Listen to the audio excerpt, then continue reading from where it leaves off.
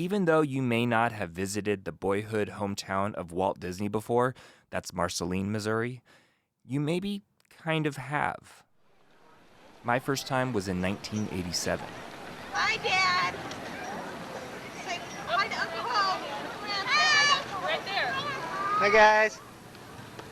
My dad bought a video camera and brought it with my family on our visit to Disneyland in Southern California.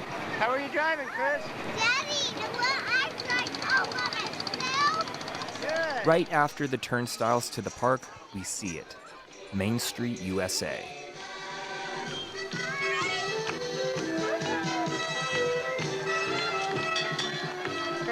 It's here, amidst the Casey Jr. Parade today, that you can see and feel the resemblance to the main thoroughfare of Kansas Avenue in Marceline.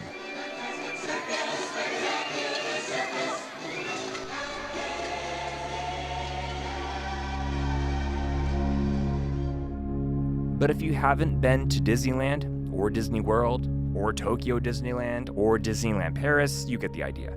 Maybe you've seen the influence of Marceline in Disney's movies. Say, that's it. You think of a wonderful thought. Any happy little thoughts? The first play Walt attended is Peter Pan, and he played the role in a school play. He can fly. He can fly.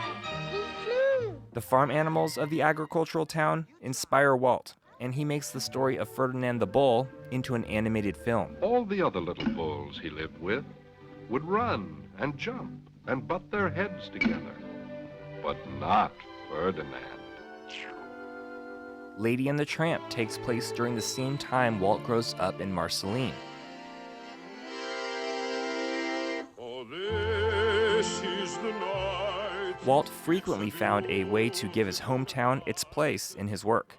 He spent a good chunk of his childhood here in the town of just over 2,000 in northern Missouri. Marceline sits along Highway 36, commonly called the Highway of American Genius. Mark Twain spent some time just down the road. Today, the memory of Walt and his family survive primarily through the Walt Disney Hometown Museum. Kay Mallins is the director. She knows every detail of where Marceline lives in Disney's work.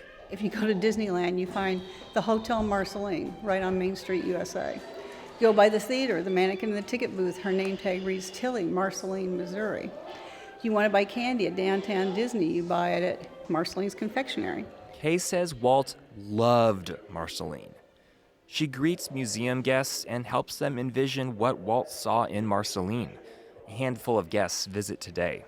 The license plates in the parking lot are from Missouri and Oklahoma. 2 women work at the desk, each with a pin proudly displaying when they met Walt, among dozens of other pins collected over the years.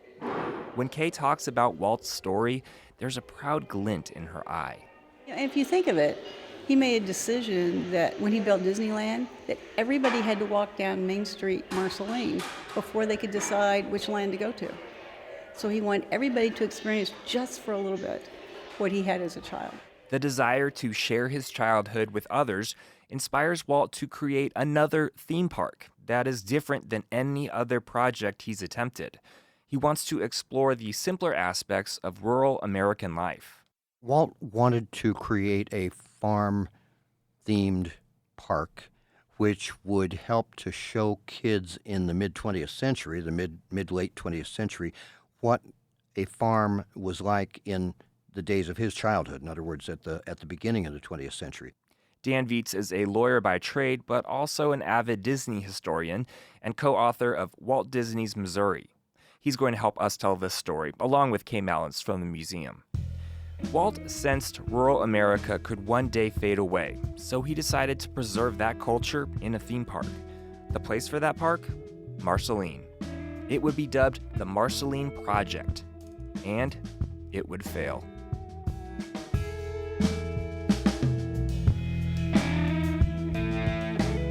Welcome to Show Me the State, the program where we explore the strange, misunderstood stories of Missouri's past and try to figure out what really happened, why did it happen, and how has that shaped the state today. I'm Christopher Husted.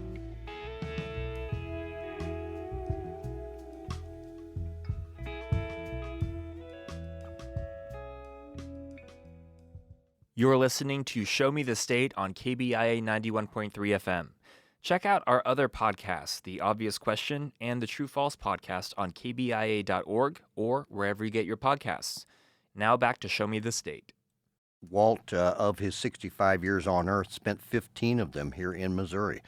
5 years, from roughly the age of 4 to 9 years old, he was in Marceline, Missouri, on a little farm just outside the edge of town. He always looked back on those years as idyllic and the most pleasant and fun years of his whole life. To understand why Walt Disney wanted to put a theme park in Marceline, we first have to understand what happened to Walt in Marceline as a child. Walt is born in 1901 and arrives from Chicago in 1906 to Marceline with his family at the Santa Fe Depot. Marceline, like a lot of little Midwestern towns, was actually created by the railroad. Steam engines in those days needed every 100 miles to have a spot where they could stop to take on fuel, which was generally coal at that time. It had been wood in earlier days, and a place to take on water.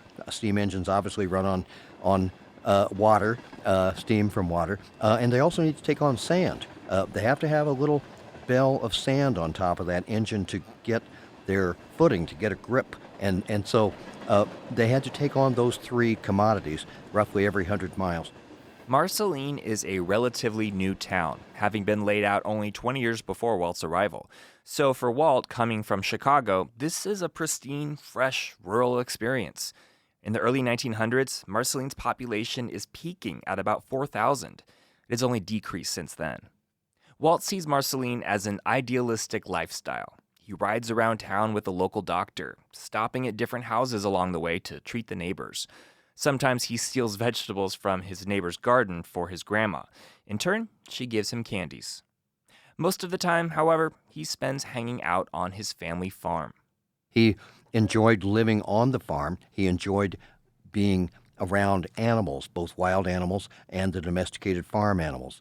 The most special part of the farm to Walt is his dreaming tree. It's here Walt makes his first sketches, even though Walt's father prefers to have his kids working on the farm. Elias did not think his son should be spending time daydreaming and drawing. So Walt would take the materials that his aunt gave him, and he'd go lie beneath the branches of this giant cottonwood tree, and that's where he very first started to draw. He'd lie on his stomach, he'd observe all of nature around him, and then he would sketch it. At the tree, Walt dreams up some of his most important creations. The tree provides an avenue for him to simply relax and let his imagination wander. It would remain a favorite spot. Later in life, when Walt passes through Marceline, he'll often pit stop at the tree to sketch. During Walt's stay in Marceline, he sees Peter Pan the play, reprises the titular role in his elementary school play, falls in love with railroading, and sells his first drawing. Eventually, Elias, Walt's dad, is drawn to Kansas City. Rural America is great, but there are some great jobs and opportunities in the city. Rural towns could only offer so much for his family. Fast forwarding some years later, Walt spends time in Kansas City, Chicago, and France before landing in Hollywood to be a director. Now, while Walt Disney may be the most recognizable member of his family, others in his family played major roles as well. From his father, Elias, he learned hard work. His brother, Roy, however, was necessary for the success Walt experiences later on. Roy was a financial genius. Roy Disney enabled Walt Disney throughout their lives as little children. Roy would see, as you can hear on the recording of Walt's speech in Marceline, he would say, whenever we went into town, my big brother Roy would see that I had a dime or a nickel. Roy was always my big brother, and he always took care of me. He always saw that if anything come to town, that I had a dime or a nickel to go and spend it. And I remember one time he washed a hearse down here, and he said, "Walt, we've got a job washing a hearse." So we went down to wash the hearse. Well, he did the work, and I played dead inside the hearse all day. And throughout their lives, Roy provided the money for Walt's ideas and crazy schemes. When it came to those crazy schemes, Walt had many. Walt's most adventurous ideas were his theme parks, starting with Disneyland in California. To all who come to this happy place, welcome. Disneyland is your land. There, Walt was able to pay homage to Marceline. Other ideas for parks came fast and furious to Walt. Beginning in the 1950s, he starts to plan his second amusement park in Central Florida. He has ideas for a ski resort in Northern California, and he begins negotiations to open a riverside amusement park in St. Louis. These are all great dreams, and Walt definitely dreams big. But he still yearns to share his childhood life with the world. How can he make that happen? And what would it look like? How long would the image he holds of Marceline last? Always wonderful to have a hometown. You know, I feel sorry for people who live in cities all their lives and they don't have a little hometown. I do. Born in Chicago, and I'm glad that my dad picked out a little town where he could have a farm, because those 6 years that we spent here have been memorable years.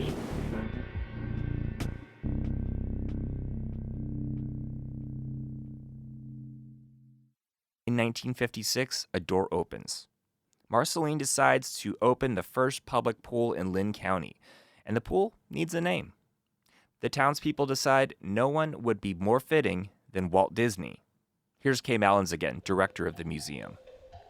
So my dad said, let's write Walt Disney and see if it'd be okay. Everybody's going, oh, we'll never hear from him. We heard right back.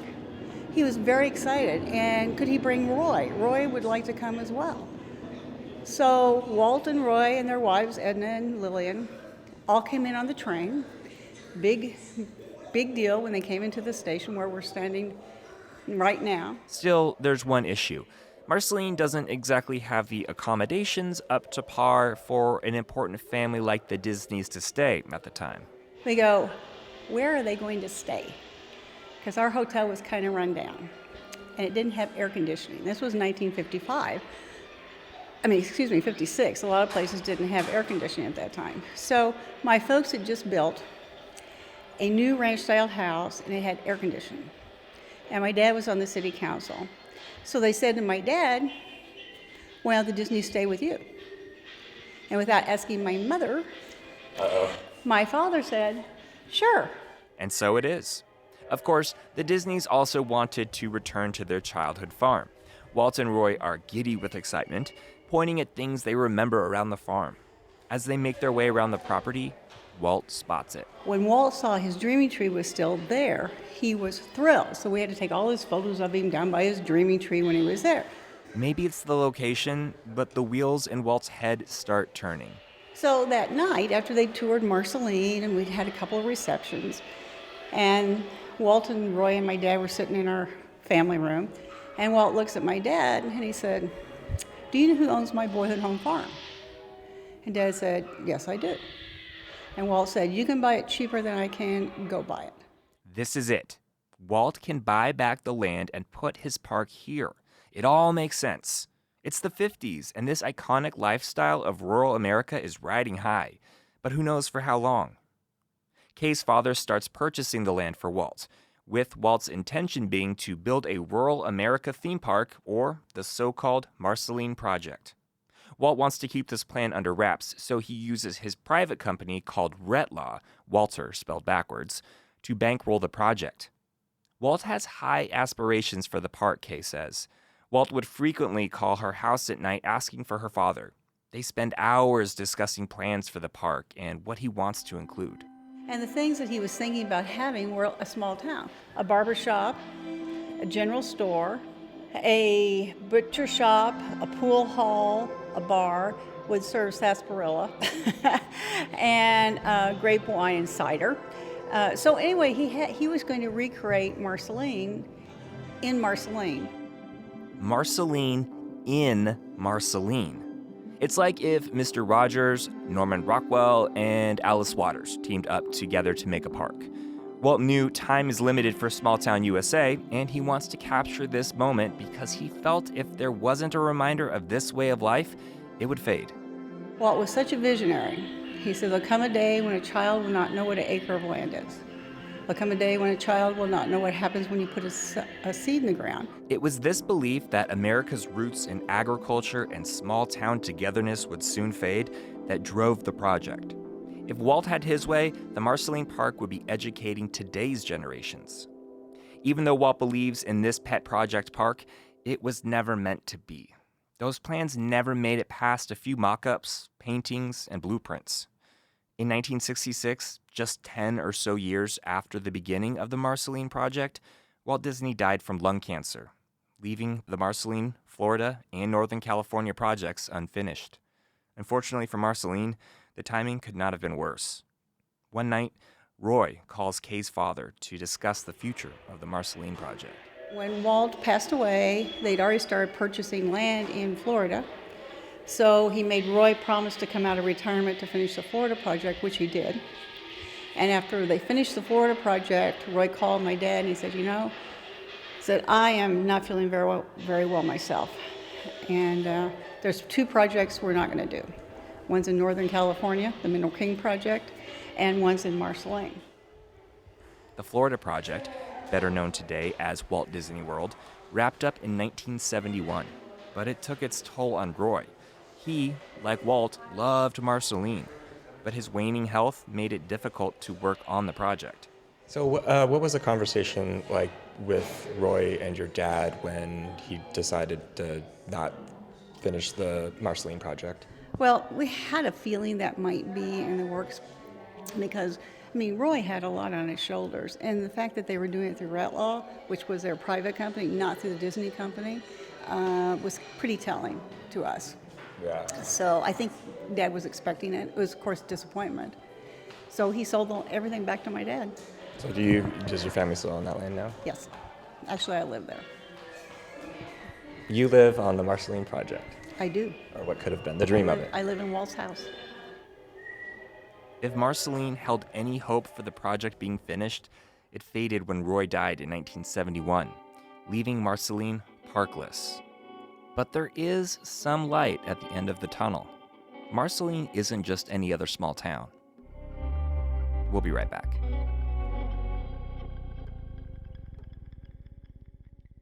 I'm going to take a quick little break here to put some other shows on your radar. KBIA has 2 other podcasts to check out. The Obvious Question takes on the assumptions, misconceptions, and ignorance others have about people with disabilities. And the True False podcast that goes beyond the film festival to explore documentary with the filmmakers. Find those and Show Me the State on kbia.org or wherever you get your podcasts. You're listening to KBIA 91.3 FM. Now back to Show Me the State. Walt Disney found rural America magical. Marceline and rural America are places of wonder and inspiration. It was where he learned to dream and continued to dream with every visit. Listen, I've been an agricultural reporter in mid-Missouri for years.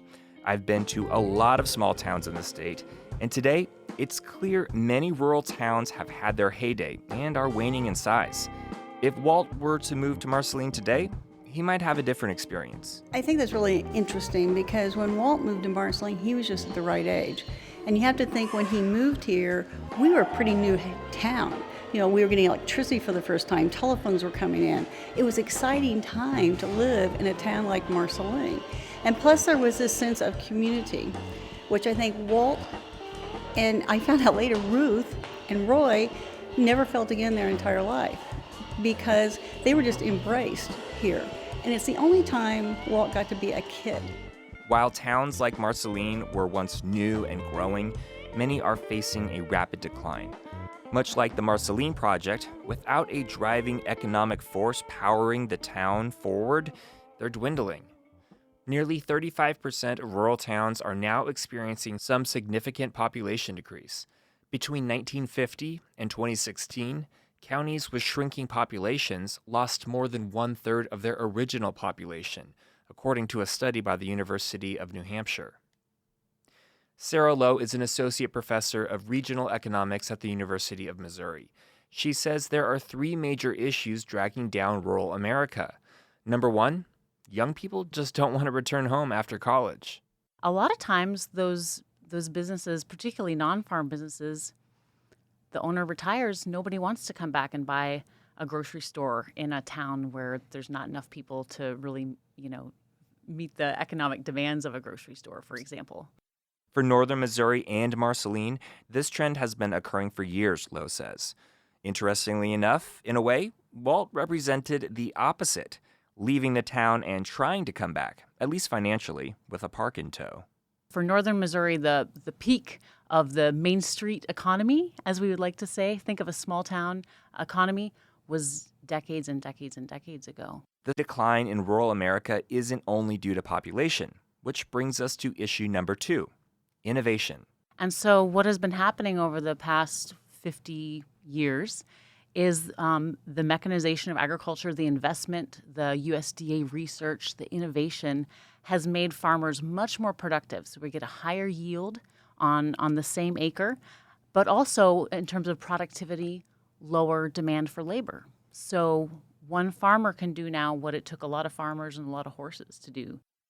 And number 3, infrastructure, especially a connection to the rest of the state and country. We hear a lot about broadband and access to the internet for rural communities. Why is that so important? I think in this day and age, access to broadband internet is going to define what communities make it or break it, particularly in rural America. No one is going to return to their rural community, to Marceline from Kansas City, if they can't stream Netflix. And that's not an economic case, but it's a quality of life thing. It's a real issue. While outlook for rural America can be dire, some towns have found effective ways to, at the very least, sustain their community.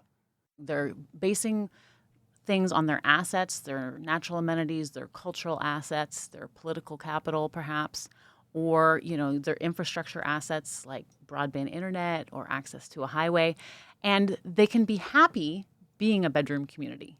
Bedroom communities are the towns where people live, but then commute to the larger cities, which function more as the service center. But at least everybody returns home. While every town wants to remain its own entity, Lowe says becoming a bedroom community is one of the more effective ways rural communities near big cities sustain themselves. But realistically, Lowe says, let's face it, most towns in rural America won't see population increases without a well-thought-out strategy. There are very few rural communities in Missouri that I think are going to grow. Without a lake or without some kind of special sort of thing that you can't just pick up and move to a community. I think accepting being a bedroom community and then building a nice lifestyle around that, building businesses that are open after 6 o'clock when people get home, building businesses that are open on the weekends when people are there so that they don't go back to the big town on the weekend to spend their money, that they stay in town. Those are some of the strategies for successful small rural communities and strategic planning. In many ways, Walt was right. He wanted to give Marceline that strategic lake or that special business to lure people in and economically keep the town afloat. And a lot of children today probably don't know what an acre of land is or how to plant a seed and tend to it to grow food. A visit to Missouri's Marceline Project could have helped.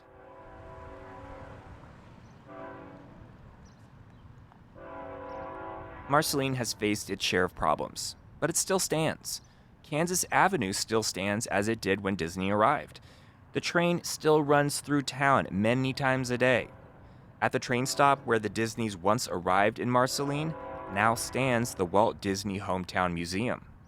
And unlike many similar towns, the population has never dipped below 2,000. Although the years show, Marceline maintains so much of what makes small-town America iconic. Marceline has all the key elements of a small town. The main street, the friendly people, the older style architecture, and, it comes right back down to the people that make it.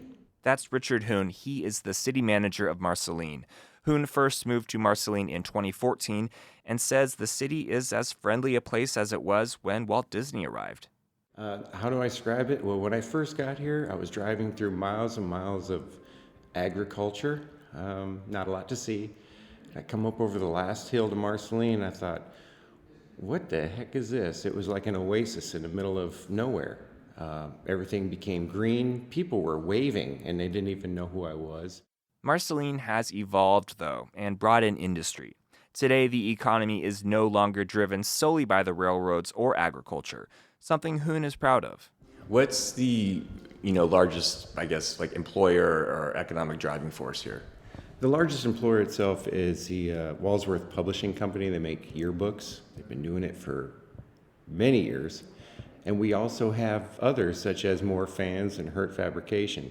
And the great thing about Marceline is, if you look at other cities and towns, they hang their hat on one thing, whether it's somebody who lived here long ago or they were home of the 1973 AAA baseball, basketball, something or other. We have several things. So, you know, if one of them doesn't do so well, the others pick up the slack. Essentially a diversified economy. Correct. Marceline's resilience and ability to adapt, especially recently, is something that Kay Mallins praises. All little towns have gone through hard times, and we're not exempt of that. We've had the same thing. But in the last 2 years, people are buying buildings and they're redoing them, and new businesses are going in. And, you know, we really desperately need a hotel. But right now, we have 10 guest houses where people can spend the night, and people are just doing that on their own initiative. So there's something happening, and it's fun to be a part of. There will always be a question of what might have been had the park in Marceline come to fruition. And there's still a chance someday someone might want to pick up where Roy and Walt left off. But Kay is confident that Walt would be just as proud today as she is. If Walt were here today, what would you ask him? Walt, how do you think we're doing? What do you think he would say? You know, good job, Kay. How's the house? Yeah. You keeping my bedrooms clean?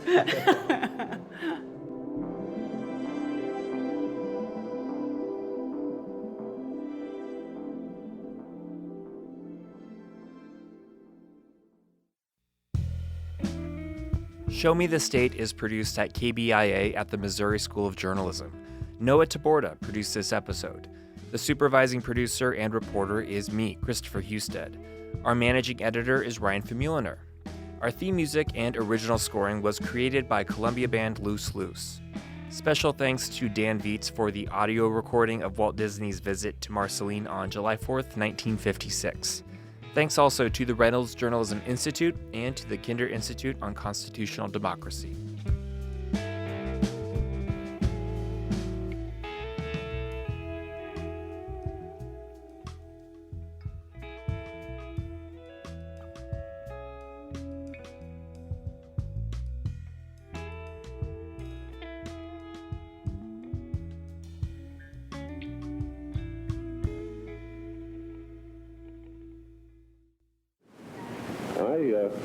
Born in Chicago, and I'm glad my dad picked out a little town where he could have a farm, because those 6 years that we spent here have been memorable years, and I think they played a big part in some of the corny gags that I put in the cartoons.